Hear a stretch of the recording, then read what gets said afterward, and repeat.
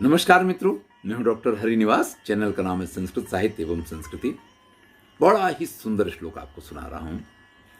महाकवि भर्तृहरि के वैराग्य शतक से है।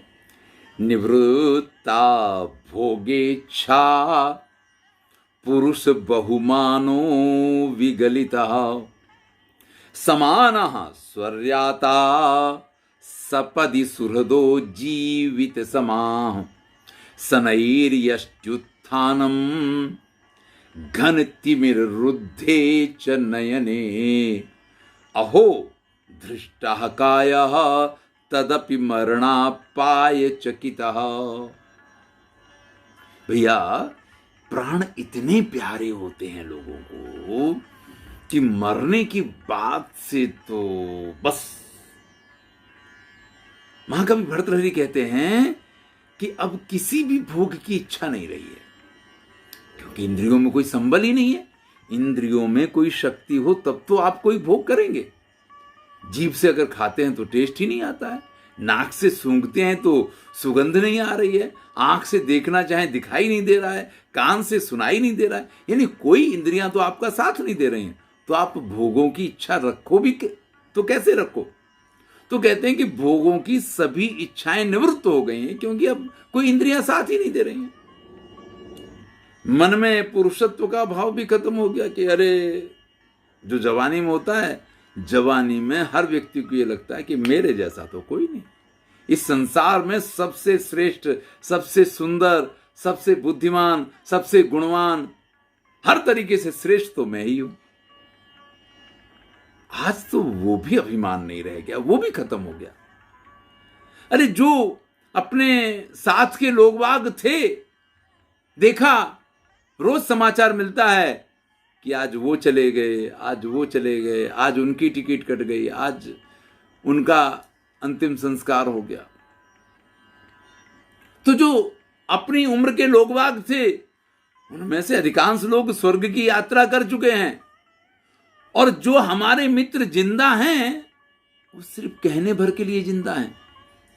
मतलब उनके शरीर में कुछ भी ऐसा दमखम नहीं है कि वो कुछ कर पाए या कोई, वो जिंदा हैं तो कहने भर के लिए जिंदा हैं।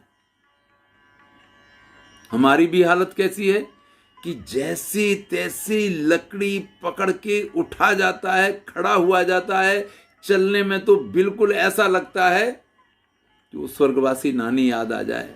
एक कदम भी चलना पड़े तो बड़ा भारी लगता है। आंखों के सामने सघन अंधकार दिखाई देता है। अब ये शरीर किस काम का रह गया? मतलब न इंद्रियां साथ दे रही हैं, न खड़ा हुआ जाता है, न आंखों से दिखाई देता है। अब तो अपने मित्र वगैरह भी ऐसे नहीं है कि उनके साथ कोई पार्टी वार्टी कर पाओ यार। अपने जमाने के लोग भी नहीं रहे, वो भी ज्यादातर स्वर्ग चले गए। अब किसके साथ जीने की इतनी इच्छा है कि आज भी मृत्यु के नाम से बड़ा भय लगता है। मरणाद पाय चकिता। मृत्यु का नाम आता है तो बिल्कुल चकित हो जाता है कि नहीं नहीं नहीं, अभी कहां, अभी कैसे जाना, अभी तो नहीं जाना है। तो भैया, यही सत्य है कि व्यक्ति को मृत्यु का इतना भय लगता है कि वो जीवन में बहुत सारे गलत काम सिर्फ इस भय के कारण करता रहता है। हमने बहुत सारी फिल्मों में भी ये देखा कि जब कान पे बंदूक रख दी जाती है ना, कनपटी पे, तो फिर वो कहता है कि हाँ ठीक है, हो गई, गलती हो गई, आप बोलो, आप जो कहो वही सत्य है। इस तरीके से भय मृत्यु का है, इसलिए तो ऐसा होता है। बहुत सारे कार्य करने से पहले व्यक्ति 10 बार सोचता है। अगर हम किसी दुष्ट व्यक्ति का सामना करते हैं तो वहां पे भी हमें सबसे पहला भय किस चीज का लगता है? मृत्यु का लगता है। तो भैया, मृत्यु के भय से तो सारी जिंदगी ही नहीं जी पाएंगे। तो मृत्यु का भय तो सारी जिंदगी बना ही रहने वाला है। वृद्धावस्था में भी ये मृत्यु का भय नहीं जाने वाला है। तो इसका भय मत रखिए, और जीवन में हमेशा सफल होना है तो श्रेष्ठ कार्यों को करते रहिए। धन्यवाद। मैं हूं डॉक्टर हरिनिवास। आनंद लीजिए।